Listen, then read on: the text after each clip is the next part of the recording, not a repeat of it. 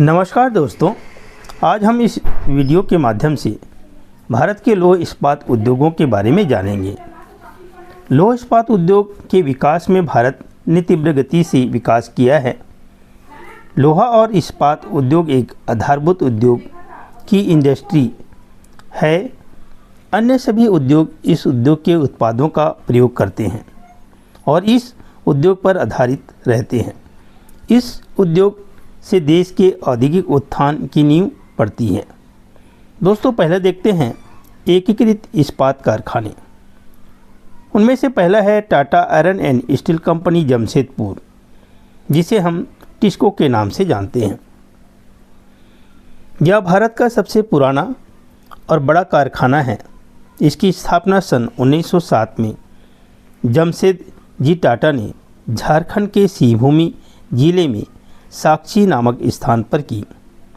बाद में जमशेदजी के नाम पर इसका नाम जमशेदपुर रखा गया। यह कोलकाता नागपुर रेल मार्ग पर कोलकाता से लगभग 240 किलोमीटर दूर है। यहाँ सन 1911 में कच्चा लोहा तथा सन 1912 में इस्पात बनाना शुरू हो गया था। इसकी स्थापना से अब तक इसका समय समय पर विस्तार होता रहा है। इस उद्योग के अधिक उन्नत होने के निम्नलिखित कारण हैं। आइए इन कारणों को जानते हैं। पहला है उच्च कोटि का हेमेटाइट लोह अयस्क झारखंड के सिंहभूमि जिले की नोआमुंडी तथा उड़ीसा की ग्रुम हिसानी व बादाम पहाड़ खानों से प्राप्त होता है। ये खाने जमशेदपुर से केवल 75 से 100 किलोमीटर दूर है। दूसरा चूना पत्थर तथा डोलोमाइट सुंदरगढ़ के पानपोस एवं वीरमित्रपुर तथा झारखंड के पलामऊ, हजारीबाग, रांची तथा सिंहभूमि में से आता है। तीसरा, इस उद्योग के लिए श्रमिक गंगा घाटी के सघन जनसंख्या वाले क्षेत्र से प्राप्त हो जाते हैं। छोटा नागपुर के आदिवासी श्रमिक भी बहुत अच्छा काम करते हैं। चौथा है कोलकाता नागपुर मुख्य रेल मार्ग पर स्थित होने के कारण इसे कच्चा माल प्राप्त करने के लिए रेलवे की पूरी सुविधा है। 5, कोयला झरिया तथा रानीगंज की खानों से प्राप्त होता है। ये खाने 160 से 136 किलोमीटर की दूरी पर स्थित है। छठवां, भट्टियों के भीतरी भाग में लिपाई करने के लिए क्वार्टजाइट बालू केवल 10 किलोमीटर की दूरी पर स्थित काली माटी से प्राप्त की जाती है। सातवां, जो उन्नत होने के कारण है मैंगनीज 50 किलोमीटर की दूरी पर स्थित नोआमुंडी की खदान से आता है। 8वां जो कारण है, यह स्वर्ण रेखा तथा खरकाई नदियों के संगम पर स्थल पर स्थित है, जिससे इससे पर्याप्त जल मिल जाता है। 9वां है कोलकाता से केवल 240 किलोमीटर की दूरी पर स्थित होने के कारण इसे मशीनों की आयात तथा लौह इस्पात के निर्यात के लिए कोलकाता बंदरगाह की सुविधा उपलब्ध है। ये वह Tata Indian and steel company Jamshedpur. दूसरा है एकीकृत इस्पात कारखाने Indian iron and steel company, जिसको कहते हैं इसको। कुल्टी, बर्नपुर तथा हीरापुर पर स्थित संयंत्रों को मिलाकर Indian iron and steel company का नाम दिया गया। साथियों, बहुत ही महत्वपूर्ण चैप्टर है, परीक्षा में पूछा ही जाता है, खासकर बोर्ड कक्षा 12 परीक्षा में। 14 जुलाई सन 1972 को केंद्रीय सरकार ने इस कंपनी का राष्ट्रीयकरण कर दिया। इसे निम्नलिखित सुविधाएं प्राप्त है। पहला है जो सुविधा प्राप्त है, लोह अयस्क 285 किलोमीटर की दूरी पर स्थित झारखंड की सिंहभूम जिले से प्राप्त किया जाता है। उड़ीसा के मयूरभंज से भी लोहा प्राप्त किया जाता है। केवल 40 किलोमीटर की दूरी पर स्थित झरिया तथा रानीगंज की खानों से कोयला प्राप्त हो जाता है। तीसरा महत्वपूर्ण जो कारक है, उड़ीसा के सुंदरगढ़ जिले की वीरमित्रपुर खानों से डोलोमाइट तथा चूना पत्थर मिल जाता है। यह 327 किलोमीटर की दूरी पर इसके दक्षिण पश्चिम में स्थित है। चौथा, उड़ीसा के गंगपुर तथा पाराघाट से चूने का पत्थर मंगवा लिया जाता है। पांचवा जो कारक है, उन्नत होने के समीपवर्ती इलाकों से सस्ता श्रम मिल जाता है। छठवां, यह कोलकाता से केवल 200 किलोमीटर दूर है, जिससे इसे कोलकाता बंदरगाह की सुविधाएं उपलब्ध है। 7 जो कारक है, दामोदर घाटी परियोजना से सस्ती जल विद्युत प्राप्त हो जाती है। 8, ये केंद्र दिल्ली कोलकाता मुख्य रेल मार्ग पर स्थित है, अतः इन्हें रेल परिवहन की सुविधा उपलब्ध है। तीसरा जो एकीकृत कारखाने हैं लोह इस्पात उद्योग, विश्वेश्वरैया लोह इस्पात केंद्र, इसकी स्थापना सन 1923 में तत्कालीन मैसूर स्टेट द्वारा कर्नाटक राज्य के शिमोगा जिले में भद्रावती नदी के किनारे पर भद्रावती नामक स्थान पर की गई थी। 1962 में यह कर्नाटक सरकार तथा केंद्रीय सरकार के संयुक्त अधिकार में है। इस कारखाने को निम्नलिखित सुविधाएं प्राप्त है। पहले सुविधाएं देखें, भद्रावती नदी की घाटी 13 किलोमीटर चौड़ी है, जिस कारण इस कारखाने के लिए पर्याप्त भूमि उपलब्ध है। दूसरा सुविधाएं, लकड़ी के अतिरिक्त सारावती विद्युत योजना तथा महात्मा गांधी जल विद्युत योजना से जल विद्युत प्राप्त की जाती है। तीसरा सुविधाएं, केवल 25 किलोमीटर की दूरी पर भंडीगुड्डा से चूने का पत्थर प्राप्त किया जाता है। चौथा सुविधाएं देखें दोस्तों, केवल 50 किलोमीटर की दूरी पर स्थित शिमोगा तथा चित्रदुर्ग से मैग्नीज सुलभ है। पांचवा सुविधाएं, लोएस्क बाबा बुदन पहाड़ी में केमनगुड्डी चित्रदुर्ग की खानों से प्राप्त होता है। यह खान भद्रावती से केवल 40 किलोमीटर दूर है और उच्च कोटि का हेमेटाइट लोहा प्रदान करती है। छठवां, यह कारखाना देश के मुख्य कोयला उत्पादक क्षेत्रों से दूर स्थित है, जिस कारण इसे कोयला ईंधन प्राप्त नहीं होता, परंतु शिमोगा तथा कादुर जिलों में लगभग 1700 वर्ग किलोमीटर क्षेत्र पर वन है, जिनसे लकड़ी प्राप्त की जाती है। अब इस लकड़ी से विशेष प्रकार की भट्टियों में कोयला तैयार किया जाता है। 7वां सुविधा, डोलोमाइट तथा क्रोमाइट भी 45 से 50 किलोमीटर के बीच मिल जाते हैं। 8वां सुविधा, वीरू सीमागो रेल मार्ग पर स्थित होने के कारण इसे रेल परिवहन की पर्याप्त सुविधाएं प्राप्त है। अगला है आपका हिंदुस्तान स्टील लिमिटेड। स्वतंत्रता के पश्चात औद्योगिक विकास के लिए अधिकाधिक लोहे तथा इस्पात की आवश्यकता होने लगी। इसे पूरा करने के लिए भारत सरकार ने सार्वजनिक क्षेत्र में हिंदुस्तान स्टील लिमिटेड की स्थापना की। इस कंपनी ने राउरकेला, भिलाई तथा दुर्गापुर इस्पात केंद्रों की स्थापना की। ये सभी केंद्र विदेशी सहयोग से स्थापित किए गए हैं। प्रारंभ में प्रत्येक की क्षमता 10 लाख मीट्रिक टन इस्पात निर्धारित की गई थी। अब इनकी क्षमता को बढ़ाया गया है। बोकारो इस्पात केंद्र का भी विकास हो रहा है। तो पहले देखिए हिंदुस्तान स्टील लिमिटेड की जो कारखाने हैं लोहा इस्पात उद्योग राउरकेला। हिंदुस्तान स्टील लिमिटेड का यह कारखाना उड़ीसा के सुंदरगढ़ जिले में स्थित है। इसकी स्थापना जर्मनी की सहायता से की गई थी। दोस्तों, इसकी स्थापना जर्मनी की सहायता से सन 1959 में यहाँ पर उत्पादन शुरू हो गया था। इस कारखाने को निम्नलिखित सुविधाएं प्राप्त है।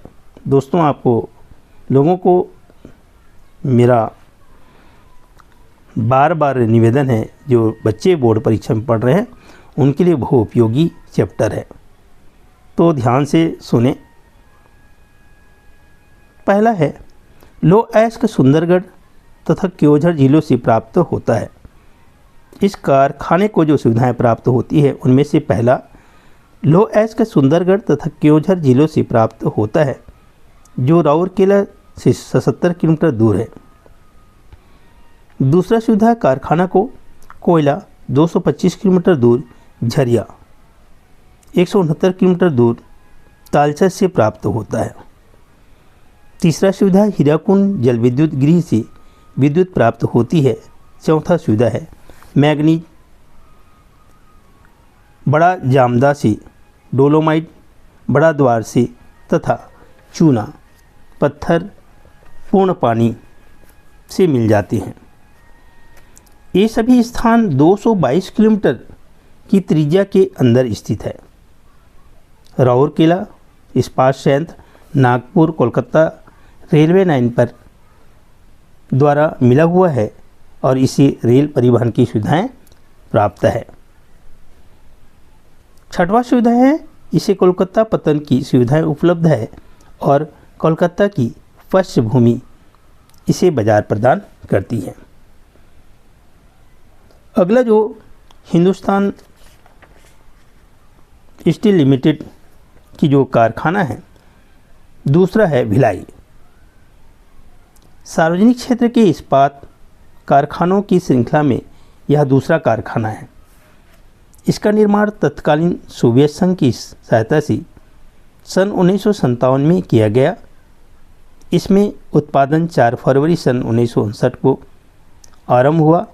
यह छत्तीसगढ़ के दुर्ग जिले में स्थित है और इसे निम्नलिखित सुविधाएं प्राप्त है। पहला सुविधा देखिए, भिलाई के लगभग 80 किलोमीटर दक्षिण में दल्ली राजरा लोह क्षेत्र है। यहाँ से उच्च कोटि का हेमेटाइट लोह मिलता है। दूसरा, झारखंड की बोकारो, करगली, झरिया तथा छत्तीसगढ़ की कोरबा कोयला खदानों से कोयला प्राप्त किया जाता है। तीसरा सुविधा, 24 किलोमीटर दूर नंदनी की खानों से चूना पत्थर उपलब्ध है। चौथा सुविधा, बिलासपुर की खीरी खदान से डोलोमाइट तथा बालोद क्षेत्र से क्वार्टजाइट प्राप्त किया जाता है। पांचवा है, तांदुला तथा मरोदा जलाशयों से जल की आपूर्ति होती है। कोरबा ताप विद्युत गृह से ताप विद्युत प्राप्त हो जाती है। यह कोलकाता नागपुर रेल मार्ग पर स्थित है, जिस कारण इसे रेल परिवहन की सुविधाएं प्राप्त है।